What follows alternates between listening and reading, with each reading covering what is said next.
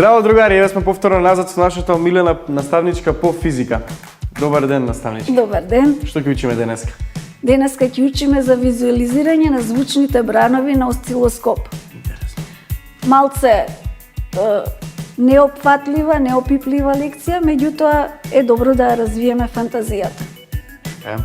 Што е осцилоскоп, ако може да ни објасните? Направа која што ги регистрира осцилациите. Одлично. Тоа го нема во училиштата и го немаме во нашите домови, обично се користи во други фирми. Мислам во музички студија. Установи. Така, да. Целта на овој час е токму тоа, визуално да ги разберат и да ги разликуваат звучните бранови. Да повториме за трансверзални и лонгитудинални бранови. Да го погледнеме видеото. Ајде. Лука? Еднаш. Ево го. Во ова видео ни е прикажано визуелно како изгледаат трансверзалните и лонгитудиналните бранови. Ќе ги погледнеме поединачно. Најпрвен, трансверзалните бранови, тие одат горе-долу со раката одиме, за да ги добиеме трансверзалните бранови, кои што се движат во нормала на движењето. Да, дечки, можете ова дома да го проверите со едно јаже или со една врвка која што ќе ја движите горе-долу. Токму така, или оние шарени спирали. Така. Да погледнеме како ќе ги представиме и лонгитудиналните бранови, за разлика од трансверзалните, кои што одеа горе-доле, сега тие кират лево-десно. Така. Ги добиваме брановите кои што Значи, се со движат. истото јаже може да пробате да го движите лево-десно и да ги добиете и лонгитудиналните бранови. Се надевам дека навистина е воочливо и запомливо како изгледаат трансверзалните и лонгитудиналните бранови. Денеска е многу важно да научиме и да пресметуваме брзината на бранот.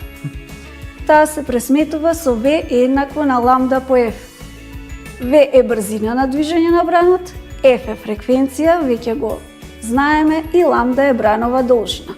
Но, ако во задачата не ви е дадена фреквенцијата, туку само периодот на движење на бранот, тогаш на место F ставаме 1 врз T и добиваме нова формула V еднакво на ламда врз T. Едноставно е. Да, не е И многу лесно. тешко, не е. Наставнички ги видовме формулите, одиме да решиме некоја задача. Да ги примениме во задачи. Така. Во оваа Само да задача, ја пуштам пенкалца. ајде, се бара брзината која што ја означуваме со V, при што е дадена брановата должина која што се бележи со ламда еднаква на 15 центиметри.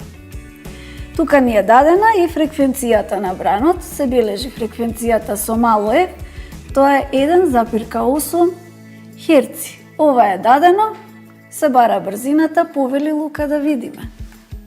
Значи, формулата за оваа задача, односно формулата за да најдеме брзината, ние V е еднакво на L, така се вика? Ламда. Ламда, по F, Така, односно, од тоа заменуваме дека брзината е еднаква на ламдата секогаш се мери во метри. така, Треба 15 центиметри не е основна мерна единица, затоа мора Ќе да ја претвориме. претвориме во основна мерна единица метри. 15 центиметри во метри се дели со 100 и добиваме 0,15 метри. 0,15 метри, која ќе го помножиме со 1,8 херци, бидејќи за оваа задача нели учениците смеат да користат дигитрон. Така, Ние овде немаме дигитрон, но имаме дигитрон на нашите смартфони. Јас ќе пресметам со помош на мојот телефон колку е брзината на оваа задача. Јас пресметав на мојот телефон, одговорот е V, односно брзината е еднаква на 0,27 метри во секунда. браво Лука, твојот одговор е точен. Би сакал да решиме уште една задача. Ајде, може слободно. Одиме да Измешам решиме таблата. уште една задача. Повелете. Во овој случај дадена ни е фреквенцијата на бранот F ни е еднаква на 200 херци. Потоа брзината ни е дадена 380 метри во секунда и се бара ламда. Да видиме во овој случај ламда колку изнесува. Повторно одиме со нашата формула, V еднакво на ламда по F, односно од тука вадиме дека ламда, малку погрешно е нацрта сега. Сега е добра. Добре? Сега е добра. Сега е добра. Супер. Ламда ќе биде еднакво на ова кога ќе оди овде ќе дели, односно ќе биде еднакво на Кој е каде оди? брзината. Не. Брзината си останува, фреквенцијата оди кај брзината. Добро, и оди одоздоле. Така. Ево така. Така што, еве ќе напишеме и визуелно, Така. дека ова ќе биде еднакво всушност на ова и ќе добиеме дека ова е ламда, ламдата е еднаква на 380 метри во секунда поделено со 200. Така. Сега на вашите дигитрони пресметајте го резултатот, односно 380 поделено со 200. Излегува дека ламдата ќе биде еднаква на 1,9, Мерна единица за ламда е метри. односно 1,9 метри е ламдата. Така, тоа е решението.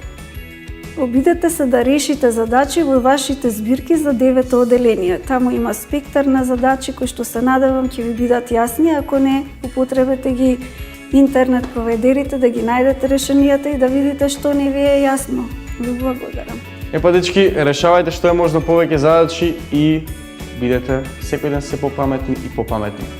Поздрав, се гледаме.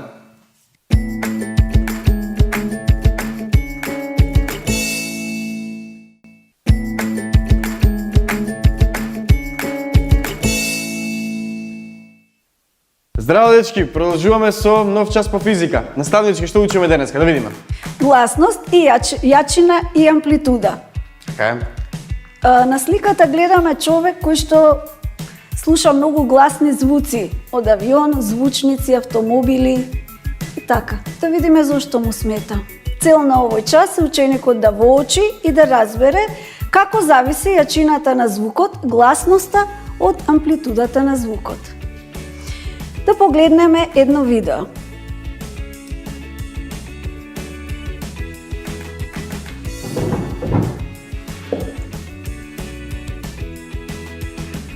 Да внимаваме што ќе се случи со чашата.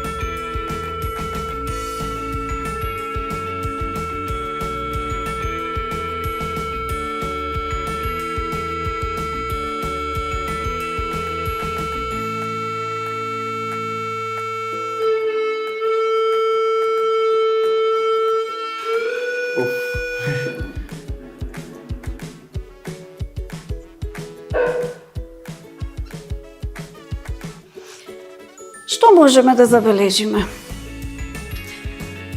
Чашата се скрши. Така. Зошто?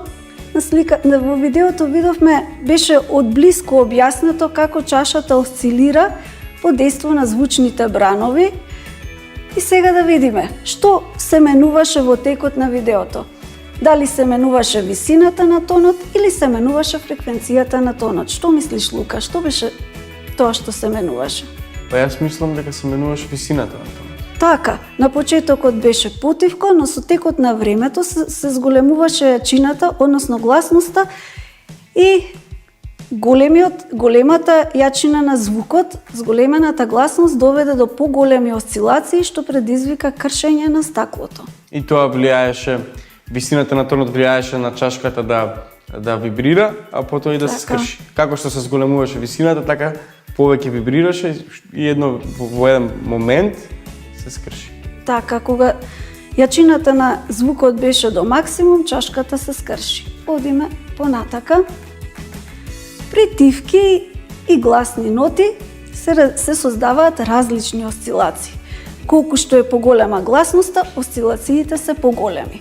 Да погледнеме уште едно видео.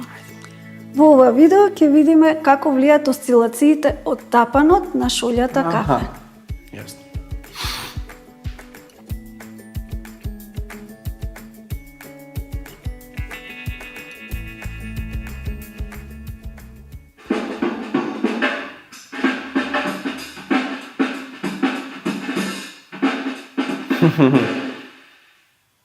Да внимаваме кои тонови, какви осцилации произведуваат.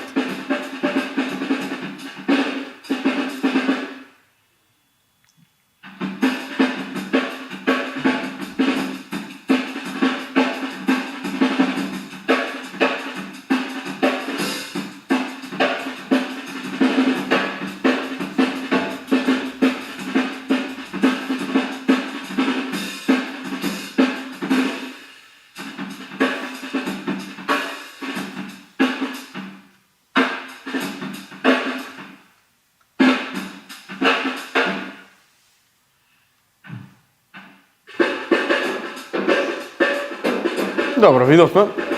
Јас мислам дека забележав нешто во ова видео. Мислам дека забележав дека кога е појак ударот, тогаш има поголеми осцилации во шолјата со кафе. Токму така. Кога е потивок, тогаш има Така. помала. Помала осцилација. осцилација. Токму така.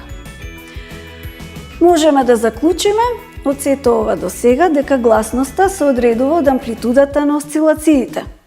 Амплитудата на бранот е всушност максимално поместување на частичката од рамнотежната положба.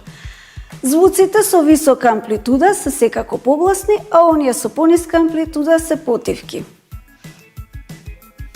Бучавата се дефинира како непријатна звучна сензација која во организмот создава штетни ефекти. Бучавата се мери во децибели. Тишината е 0 децибели, шепотот 20 децибели, тивката музика 40 децибели, обичниот говор 60 децибели и така натака. Значи ние моментално зборуваме на 60 децибели. Приближно тука. Супер, одлично. Прегосмукалката што не буди наутро е веќе 70 децибели. Тоа веќе представува штетен звук, Така, штетен ефект. представува Звучало. загадување за целата наша околина и е штетно за нашиот организам. Одиме понатака, се надевам дека запомнивме, едноставно е и кратко да провериме Ајде. колку сме научиле. Најголемата оддалеченост на телото од рамнотежната положба се вика фреквенција, амплитуда, фаза или период. Амплитуда. Точен одговор. Одиме со следното прашање. Звуците со висока амплитуда се погласни, потивки, побрзи или поспори? Па логично, тие се по логиката дека високо е погласно, погласно, а ниско е потивко. Токму така. Точен одговор. Браво за Лука. И одиме на третото прашање. Ова е малце надвор од земјата. На месечината не може да се слушне звук. Зошто? Бидејќи е помала од земјата, бидејќи врти околу земјата, бидејќи нема вода, бидејќи нема атмосфера. Па јас мислам дека ова прашање треба да го оставиме како мистерија, секој дома да си го одговори и да си го провери, бидејќи сепак нели физиката е малку и мистерија. Дали ќе даеме домашно на децата да Секако. работат? Од учебникот да си ги одговорат прашањата и да истражат нешто повеќе за звуците, па еви и во Вселената, за месечината. Дали воопшто има звуци во Вселената? Така. Јас ви предлагам да слушате по дома, да ги слушате вашите родители, тоа е многу поврзано со звук, и да уживате, одмарате и да правите креативни работи. Поздрав, се гледаме!